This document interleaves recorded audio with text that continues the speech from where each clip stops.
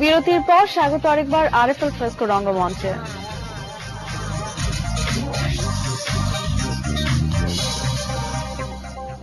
শুধুমাত্র প্রজাপতির ছবি নিয়ে একটি প্রদর্শনী, শিরোনাম ছবি দেখে শেখা।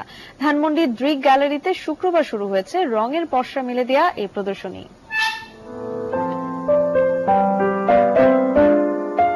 ডানায় ডানায় বর্ণিলতা নিয়ে সুন্দর সুন্দর প্রজাপতির উড়ে বেড়ানোর দৃশ্য যে কাউকে মোহিত করে। প্রজাপতি নিয়ে দেশে দেশে রয়েছে নানা মিথ উপকথা। কোনো কোনো দেশে প্রজাপতিকে পরিবর্তন আর আনন্দের প্রতীক হিসেবে বিবেচনা করা হয়, কোনো দেশে তা আবার ভালোবাসা বা ক্লান্তির প্রতীক, আবার কোথাও তা শুভ সংবাদের বার্তা।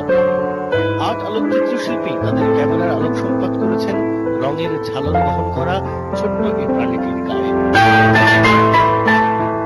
বাটারফ্লাই অব বাংলাদেশ ইনভেন্টরি নামের সংগঠনটির এসব তরুণ আলোকচিত্রী নানা তথ্য উপাত্ত সংগ্রহের পাশাপাশি পাখা মেলানো ও পার্শ্ব অবস্থা থেকে ছবি তুলেছেন পূর্ণাঙ্গ প্রজাপতির।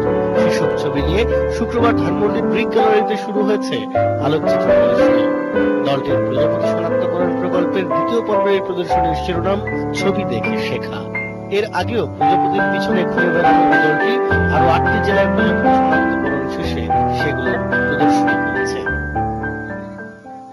প্রজাপতি এতটা ইম্পর্ট্যান্ট একটা ফ্যাক্টর ইকোলজিক্যাল কনজারভেশনের জন্য, ইকোলজিকে ব্যালেন্স করার জন্য, এবং এদের রংটা এত সুন্দর, এদের হ্যাবিটেট এত ভালো, যেগুলো সংরক্ষণ করা দরকার।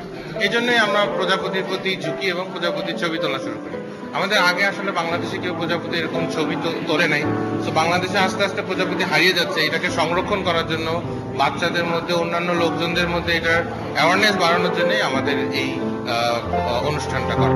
প্রদর্শনীতে সব মিলিয়ে দেশের 8টি জেলার 64 প্রজাতির প্রজাপতির 82টি ছবি দেখানো হবে। বিশাল আকারের প্রতিটি আলোকচিত্রে প্রজাপতিগুলো বৈজ্ঞানিকভাবে কোন পরিবারের অন্তর্ভুক্ত, কি ধরনের গাছে বসবাস করে, তাদের পাখার দৈর্ঘ্য বা কতখানি, সেসব সম্পর্কেও রয়েছে বিস্তর তথ্য।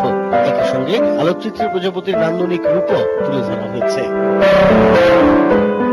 প্রদর্শনী প্রতিদিন বিকেল 3টা থেকে রাত 8টা পর্যন্ত সবার জন্য খোলা থাকবে, চলবে 14 নভেম্বর পর্যন্ত।